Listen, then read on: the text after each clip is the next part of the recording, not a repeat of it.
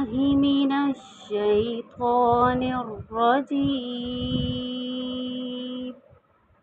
बिस्मिल्लाहिर्रहमानिर्रहीम। आइए हुरूफ हिज्जा की अदायगी और उनके मखरज को पढ़ते हैं। मखरज कहते हैं हर्फ के निकलने की जगह को, यानी जहाँ से हर्फ अदा होता है, जहाँ से हर्फ निकलता है उसको मखरज कहते हैं। मखरज की जमा मखारिज है, यानी हर्फ के निकलने की जगह।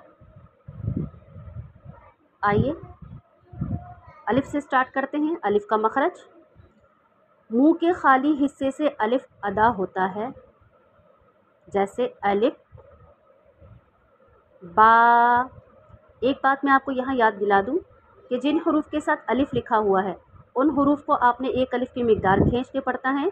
और एक अलिफ की मिकदार कैसे पता चलेगी आपको, कि आपने अपनी एक उंगली को खोलना है और बंद करना है, तो जितनी देर बंद करने में और खोलने में लगती है वही इसकी एक अलिफ की मिकदार है। इसी तरह से वो हरूफ जिनके ऊपर ये मद साइन बना हुआ है, इन हरूफ को आप 5 अलिफ की मिकदार खींच कर पढ़ेंगे। और 5 अलिफ की मिकदार आपको कैसे पता चलेगी, कि आपने अपनी मुट्ठी को बंद करना है और हर्फ को पढ़ते जाना है और एक एक उंगली को खोलते जाना है, तो जहाँ आपकी 5 उंगलियाँ खुल जाएंगी वही इस हर्फ की मिकदार है। दोबारा से पढ़ते हैं। अलिफ मुंह के खाली हिस्से से अदा होता है, जैसे अलिफ बा। जब दोनों होठों के तरी वाले हिस्से यानी गीले हिस्से, या आसानी में इस तरह से समझ लें कि वो हिस्सा होठों का जहाँ पर आप लिपस्टिक नहीं लगा सकते, वहाँ से अदा होता है बा। ता, दाल और तौ, ये 3 हरूफ एक ही जगह से अदा होते हैं, यानी इन 3 हरूफ का मखरज एक ही है। जब ज़बान की नोक ऊपर वाले दांतों की जड़ से लगती है तब अदा होता है ता, दाल, तौ, सा, जाल और गौ। ये 3 हरूफ भी एक ही जगह से अदा होते हैं, यानी इन 3 हरूफ का मखरज एक ही है। जब ज़बान की बारीक नोक यानी ज़बान का टिप जब ऊपर वाले दांतों और नीचे वाले दांतों की दरमियान में दबकर और पीछे की साइड पर चली जाए, वहाँ से अदा होता है सा, राल, वो, सा, राल, वो, जीम, शीन और या। इन 3 हरूफ का मखरज भी एक ही, यानी ये 3 हर्फ भी एक ही जगह से अदा होते हैं। जब ज़बान का दरमियानी हिस्सा ऊपर तालु के दरमियानी हिस्से की तरफ उठे तब 3 हरूफ अदा होते हैं, जीम, शीन, या। हा और आइन, ये दोनों हरूफ भी एक ही जगह से अदा होते हैं, यानी इनके निकलने की जो जगह है यानी इनका मखरज वो एक ही है। हलक का दरमियानी हिस्सा जहाँ हमें एक उभरी हुई हड्डी महसूस होती है, वहाँ से अदा होता है हा, आइन, खौ, गईन।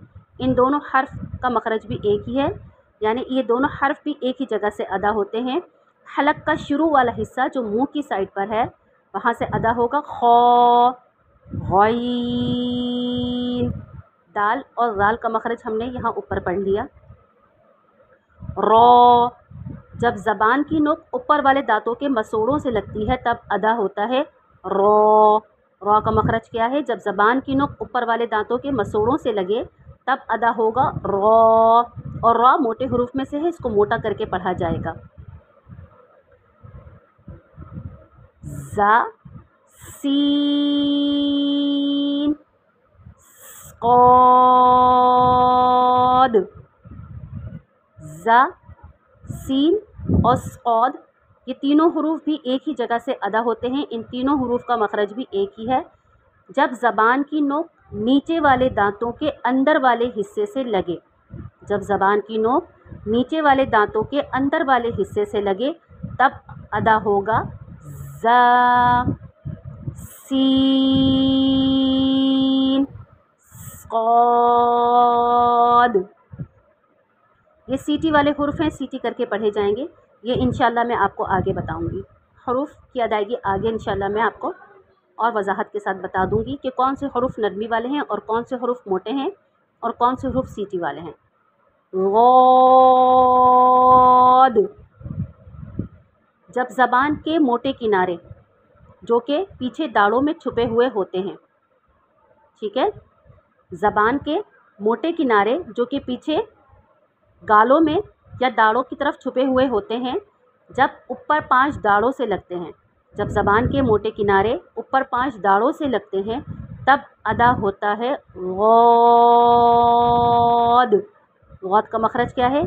जब ज़बान के मोटे किनारे ऊपर की 5 दाढ़ों से लगें तब अदा होगा गौद।